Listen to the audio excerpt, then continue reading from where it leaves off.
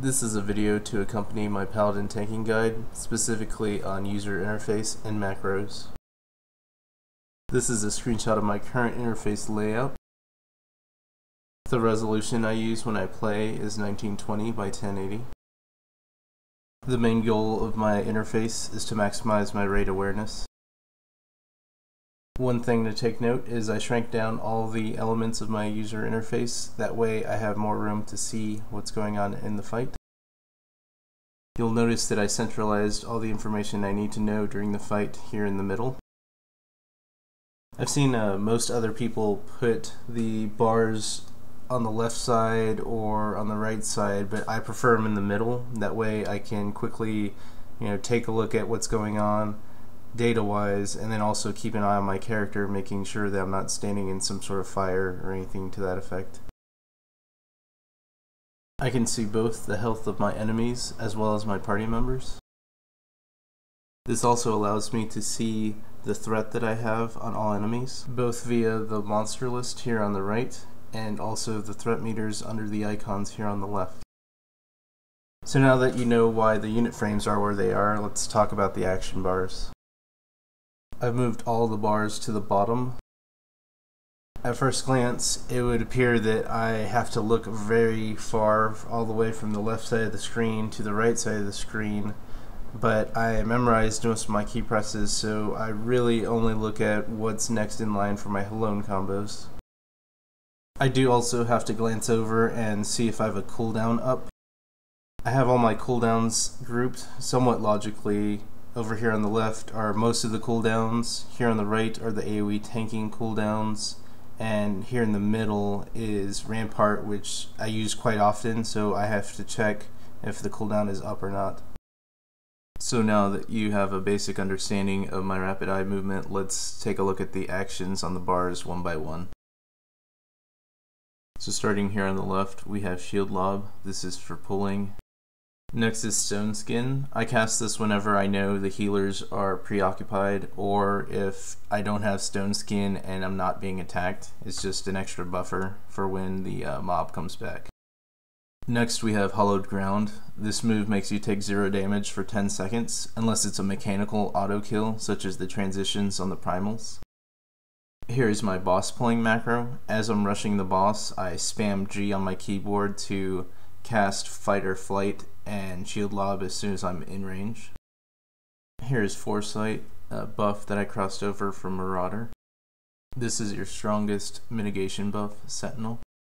This is another cross skill from Marauder called Mercy Stroke. It is bound, but it's in so many of my macros that I rarely hit this keybind. Farther down the bar we have Fracture. I never use this and it's not crossed over, I just had it on my bar to fill in empty space. Here's Shield Swipe. It's not bound and I don't use it because it's on the global cooldown and invokes the global cooldown, and currently doesn't have any threat modifiers, so it's not really that great of a skill currently. Next is Raise, a cross skill from Conjurer. I have this crossed over whenever I run dungeons, just in case someone dies, and I can res them without the healer wasting his mana. Now let's slide over a little bit and look at my main bar. First we have Cure. It isn't too good of a skill, but I use it when I have Hollowed Ground up, and Stone Skin is not really useful at that time. So an interesting habit that I've had for a while now is my start to any combo is my thumb button. So here you'll notice that this ability is actually Savage Blade rather than Fast Blade. And here is Rage of Helone. And here we actually have a macro. It will use Mercy Stroke, Circle of Scorn, and Flash. Basically I just spam this button when I'm AoE tanking. Moving right along we have Riot Blade. Next we have Spirits Within. Here's another macro. This is Provoke. Basically it'll provoke, and then depending on whether the mob is within range, it will either Helone or Shield Lob. The next ability on my bar is kind of interesting. It's an unmacroed Flash. I rarely use this keybind. The only time I really use it is when there's a delay between two groups and I don't want to burn Scorn without them all being grouped together. Next we have Shield Bash, which is our stun. It's kind of frustrating to use because it's on the global cooldown, but is very useful. Finally, we have my Fast Blade macro.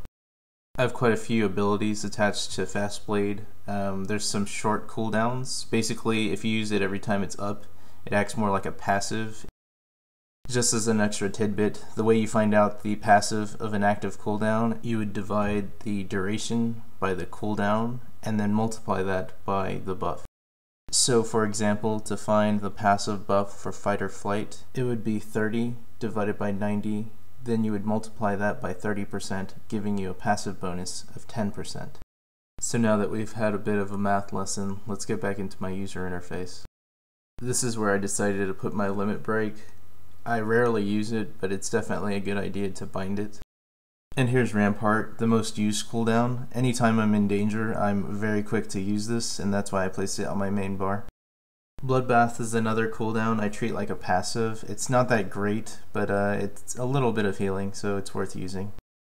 This is my mark macro. It will mark the target with the number 1 and then throw shield lob to get some initial aggro. I know some tanks that after they become overgeared or a bit overconfident stop using a macro like this, but it's really the best way to communicate to your DPS where to focus their efforts, especially if something unexpected happens. You should always have this on your bar with an easy to use keybind. This is where I put cover. It was really amazing in Final Fantasy XI, but I find myself hardly using it in Final Fantasy XIV. It turns my character around and disorients me, so it's bound, but I rarely use it. Sprint's another one of those abilities that are infrequently used. It's worth having on your bar and also binding. Sword Oath is for DPSing, which I really only do if I'm soloing or it's the Demon Wall and AK. Protect I only cross over when I'm soloing. Shield Oath mitigates a lot of damage, so make sure you have this up if you plan on tanking. It doesn't persist through death, so be sure to check your buff bars. Tempered Will gets rid of blind and heavy while making you immune to any knockback or drawing effects for 10 seconds. The use case for this is definitely on the Demon Wall when it casts Repel. Convalescence increases healing potency on you by 30%. I stack this with either Bulwark or Rampart depending if it's single target or multi-target. The thought process behind this is basically you are mitigating damage with a standard buff, and then you are hoping that a healer will drop a huge heal on you after seeing your HP drop. Now we're walking into the multi-tanking buffs. First is Bulwark, which I use on a group of melee monsters. The reason I don't use this on bosses is bosses typically attack really slowly, so you get more bang for your buck if you use it on a group. Awareness is another buff you get more mileage out of if you use it on a group of monsters, but again it can be used on a single target if you need. Now the rest of this is pretty much convenience based. First we have our mount, which is bound. This is where I would put consumables. They're not bound because you can easily click them before a battle. Health potions you want to be able to use at a moment's notice, so this is bound to Shift Mouse 4, which means it's the button that I'm constantly hitting for Fast Blade, and if I see my health drop I just hold Shift and it's going to pop my potion. Now this is where I would place a temporary buff potion, such as a plus damage potion that only lasts for 10 seconds or a plus armor potion that only lasts for 20 seconds, something to that effect. I don't have one currently, and I'm not too sure if there's any in the game, but here's a placeholder for that. And lastly, the only other important things on my bars are these mark icons. Basically I just use them before battle to kind of set the tone for the engagement, but if something needs to be marked quickly, we do have that mark macro that I talked about earlier. So this was quite a bit more extensive than I thought it was going to be. We went over a lot of items, such as the use cases for some debatable abilities, the layout of the UI itself, as well as some macros for some added convenience. I hope this video helps you become a faster and more precise tank, and good luck to you in-game.